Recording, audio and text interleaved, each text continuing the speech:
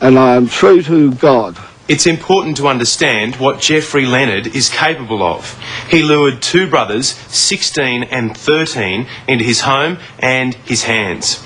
He showered them with gifts and money and even sent them love letters which are too sick to read out to you. The same goes for their police statements. They were systematically sexually abused beyond belief. I have not. Mate, I'm not a 13-year-old boy, okay? You are a shithouse. You're not going to intimidate me, Geoffrey. You are a shithouse. Would you like to say sorry? No. You're not sorry for what you did? I'm not sorry for what I did.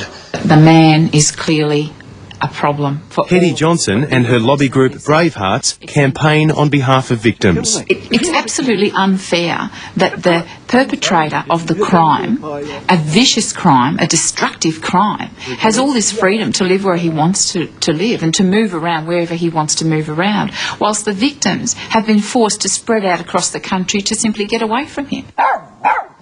One of the victims has moved to Western Australia to get as far away as he can. Sure, Geoffrey Leonard has served a lengthy prison term, but his victims got a life sentence. For the rest of their lives, Geoffrey, they'll be thinking about that animal who stole their innocence. I forgot the last time you had sex with anybody. That was an evil occasion, wasn't it? There was no consent there, was there? What are you saying, Geoffrey? You are saying that you too are a raper. You're enjoying this, aren't you? You are. Do you think those young boys enjoyed it when you abused them as young boys? Did. No, because Geoffrey Leonard was convicted before the sex offenders register was set up, he doesn't appear on it. The legislation wasn't made retrospective, so many of his neighbours have no way of finding out about his record. We thought he was just a quiet old guy, but I think it should be, like, concerning for because there's a lot of kids that live around here. But it's not just the school children who walk past his home that are in reach of Geoffrey Leonard. He's written more than a dozen books. These books you've written, are they about molesting young boys? They're about all sorts of things. Are they about molesting young boys, Geoffrey? They're about molesting young boys.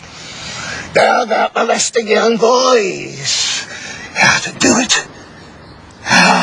And you'll never guess where you'll find one of his grubby publications. Two of the most renowned libraries in Australia, the National Library in Canberra and the State Library of New South Wales.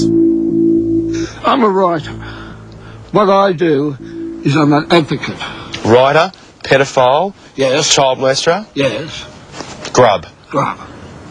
All right, grub. Grub. He's clearly a very disturbed man. The fact that he has written books and they've been taken seriously is frightening. The books and their author have a common cause. Ever since he left prison, Geoffrey Leonard has dedicated his life to overturning child sex laws which protect the innocent. Is 5 years old too young? I don't believe there should be any age. Would most Australians want their children living next door to a pedophile who is not sorry for his actions, who thinks it's acceptable to have sex with a 5-year-old, a 10-year-old? That's what you're saying, isn't it? Yes. All right, now to a soldier's story. 21-year-old Tim Willis fled from an army barracks in Darwin.